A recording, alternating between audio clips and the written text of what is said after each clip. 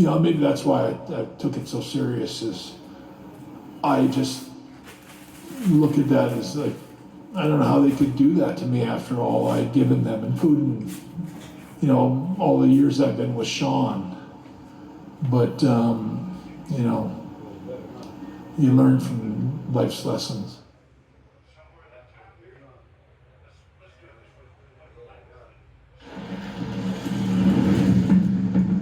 Hey, Meta, how am I doing? You've ridden 54 miles in 2 hours and 3 minutes. Your average speed is 26 miles per hour. Right now, let's pick it up. A man who works hard sweats hard. Old Spice rider fights sweat, so coach thought I was slacking. So I trained with my Old Spice, and I became the best player ever.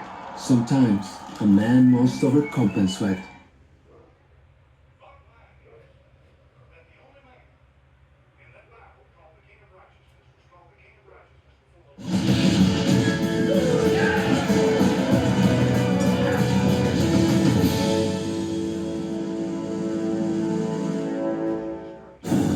December 17th, 1777, White Marsh, Pennsylvania.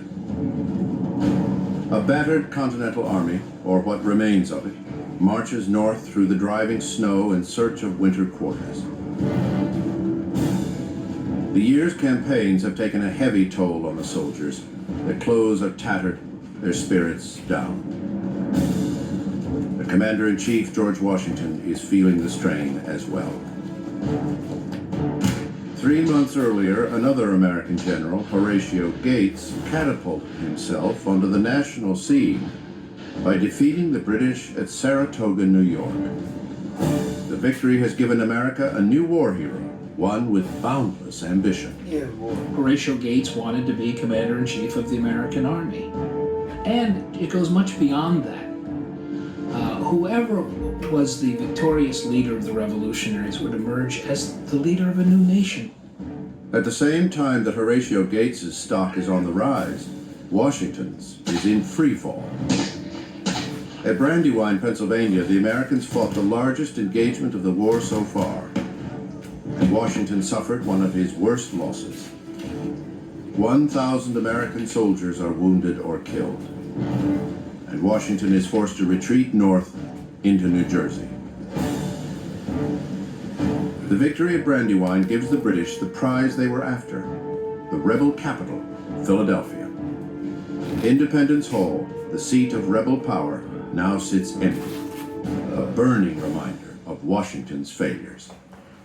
America's rebel Congress is now a body in exile and have set up a new home 100 miles to the west of Philadelphia in York, Pennsylvania. In the chamber, there are murmurings that George Washington is weak-willed, that the general's poor judgment keeps the Americans from defeating the British. The expectations that civilian leaders had that Howe's army could be conquered just like that. There were doubters in carpet and criticism and Monday morning quarterbacking against what he had done. Revolutionaries like Samuel Adams are calling the abilities of their commander-in-chief into question. Our troops are victorious in the north. The enemy troops are divided and scattered over a country several hundred miles. If we do not beat them this fall, will not the faithful historian record it as our own fault? Samuel Adams. Congress takes action and names Horatio Gates to head the newly created Board of War, a position that gives him a say in American military strategy. This is the low point of George Washington's professional life. Congress begins to lose confidence in him. Gates' followers are pumping up Gates. And the idea is then broached that Gates ought to be the commander-in-chief. But now, Washington, knowing that he's seen his weak, must win big soon to solidify that command.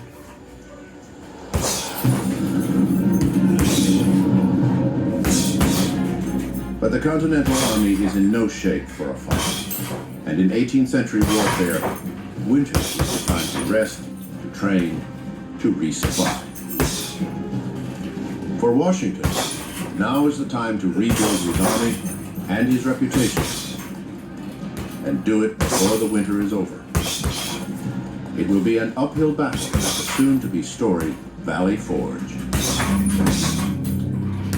It is a strategic location, just 23 miles north of Philadelphia. Valley Forge is an ideal place from which to keep a close eye on the movements of the British Army and stop the enemy from pillaging the fertile countryside.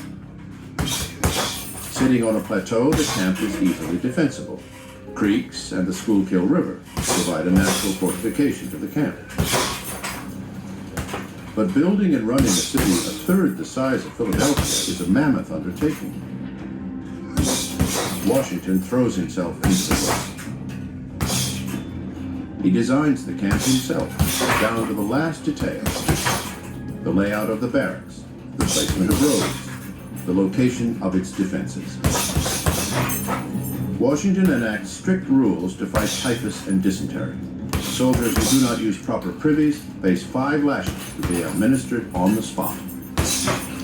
Soldiers who contract venereal disease from prostitutes selling their services on the peripheries of the camp pay for their own treatment, $4 for the rank and file and $10 for the officers.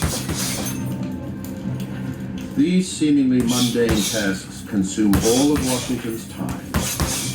We might accuse him of being a micromanager, but in fact this was a situation that needed micromanaging. He has to really pay attention to the minutiae because it's the minutiae that's going to kill off his army. Dysentery and other camp diseases are going to create havoc in his camp unless matters of sanitation are attended to carefully. So he has to pay close attention to the details, and he does it really well. Washington's hands-on approach wins the admiration of his soldiers. And he assures the men that he himself will share in every hardship and partake in every inconvenience. During the first month of construction at Valley Forge, Washington chooses to live in a tent at the edge of the camp, alongside his army.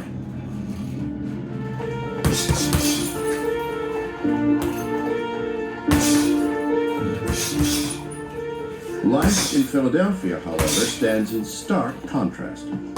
For the British, the winter break from the war brings a return to the creature comforts that status affords. The British Army is very warm and comfortable wherever they want to be, whether it's New York or Philadelphia. They have no problems.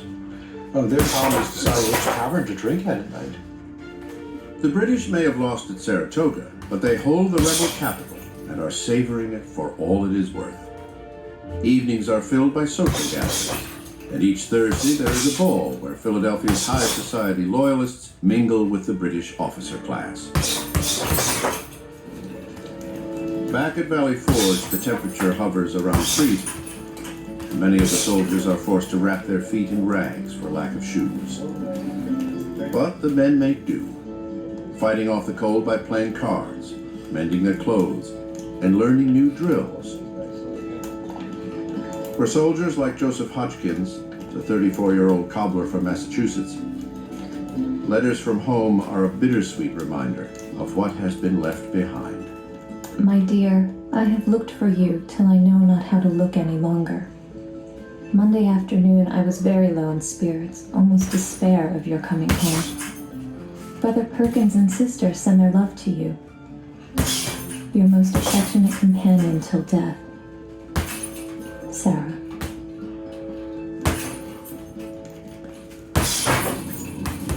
As the winter grinds on at Valley Forge, supply shortages become a problem. America has never had to feed and clothe an army. During the 7 Years' War, just a fraction of the soldiers' food came from the colonies. All the rest was shipped across the ocean from England. And since the outset of the war, the congressionally controlled provisioning offices have struggled mightily to supply the army. Supplying the Continental Army was immensely complex. We call it the Continental Army, thinking of it as a national permanent army, a regular army, which it was. But in many ways, it's still organized and paid for locally. Each state was responsible for supplying its own troops. And this creates enormous confusion. In February, the Army supply lines grind to a halt. The staple diet for the soldiers becomes fire cakes, a meager meal made of flour mixed with water into an unappetizing paste that is cooked over an open fire. It is a far cry from the promised daily ration of a pound of beef and a pound of bread. Washington is all too aware of the hardships faced by his soldiers. With his army facing starvation, he throws himself into a writing frenzy, petitioning the states for more food and clothing, pleading to Congress for more power to oversee the supply offices, and imploring local officials to send more aid. But for all his efforts, relief is slow in coming.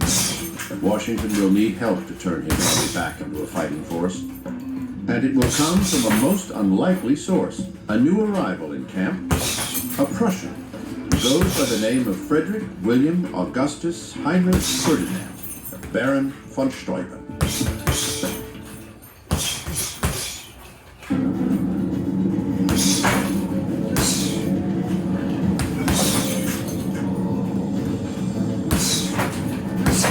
February 1778. The winter at Valley Forge is taking a heavy toll on the Continental Army. 2,500 soldiers died from disease, more than have been killed in battle in the entire war. Thousands of others are incapacitated by sickness and hunger. Washington has done his best to hold his army together, but is still under pressure from Congress to mount a successful spring campaign and take back Philadelphia from the British. But to achieve that goal, he will have to enlist the help of others. On February 17th, a new recruit arrives in camp, sent by the American Congress to aid in the cause. He calls himself Frederick William Augustus Heinrich Ferdinand, Baron von Steuben, and wears the bejeweled cross of the Order of de la Fidélité, denoting an honorary knighthood from Prussia. Von Steuben carries letters of introduction, but no papers confirming his achievements, an omission that should be a clue, for the Baron is stretching his story, just as he's stretched his name. He has never risen higher than the rank of captain, and he has been turned down for service by the French, Spanish, and German armies. Amidst rumors, he has taken familiarities with young boys, which the law forbids and severely punishes. In short, von Steuben has come to the only army in the world that will have him, the Americans. The Baron's past may be shrouded in mystery, but Washington is desperate for leadership, for officers with European training. He puts von Steuben right to work. The task, to create a single method of training, a critical step towards a more professional army. And to do it before the winter is over. Von Steuben embraces the opportunity. The Baron starts small, spending hours each day working directly with a model unit that will be used to train the rest of the army. Baron von Steuben is a remarkable figure. Von Steuben's genius was the ability to distill the complexity of state-of-the-art European drill tactics into a digestible form to this raw material that was the American soldiers. They are tactics that are new to Washington and his army, tactics learned during the Baron's service in the Prussians. But he makes an important... Cuando los agentes de Trump me tiraron al suelo, nos tiraron todos al suelo. La Casa Blanca está fuera de control. Ahora Trump quiere hacer trampa con los mapas electorales del Congreso y robar las elecciones de 2026. Nos tenemos que defender. La Proposición 50 entrega a los votantes el poder para parar este caos y proteger nuestros derechos. Para salvar la democracia en los 50 estados, vote sí en la Proposición 50. All Uber drivers pass a background check before their first ride and are rescreened every year. So no matter where you're going, you can travel with added peace of mind every time you ride. That's safety simplified. Uber.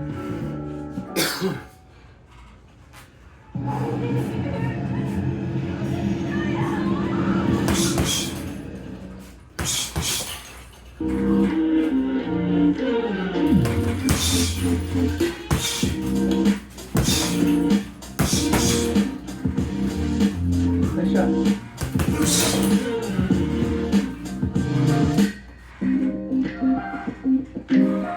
on.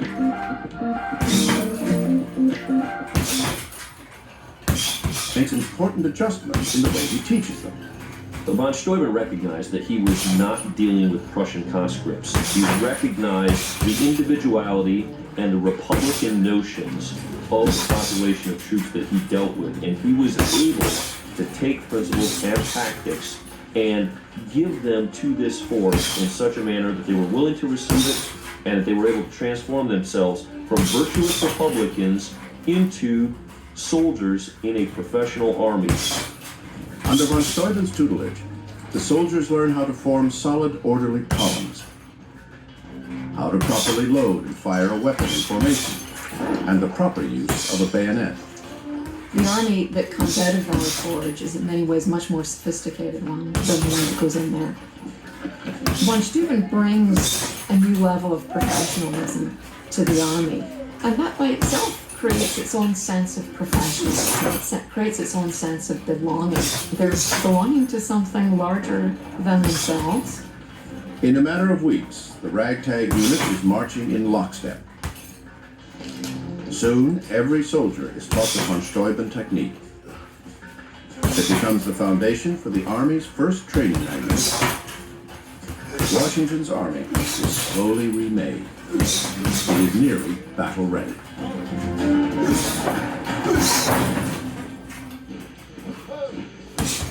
In March, spring finally comes to Valley Forge.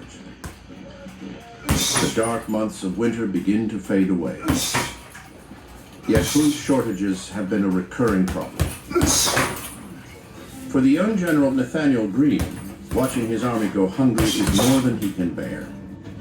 At 35, the formidable Greene is a rising star in the army, even though he is an unlikely soldier. Born in Rhode Island, Greene is a successful merchant from a devout Quaker family that loathed war. But he is ambitious and fiercely loyal. When war breaks out, he throws himself behind the Patriot cause. Greene becomes the youngest brigadier general in the Continental Army at age 33. Now he has risen to the rank of major general and is one of Washington's closest confidants and one of the loudest critics of the Army's failed supply department. The Quartermaster General, Commissary General, and Clothier General departments are in such a wretched condition that unless there are some very good alterations in those departments, it will be impossible to prosecute another campaign. Our troops are naked, and the men getting sickly in their huts.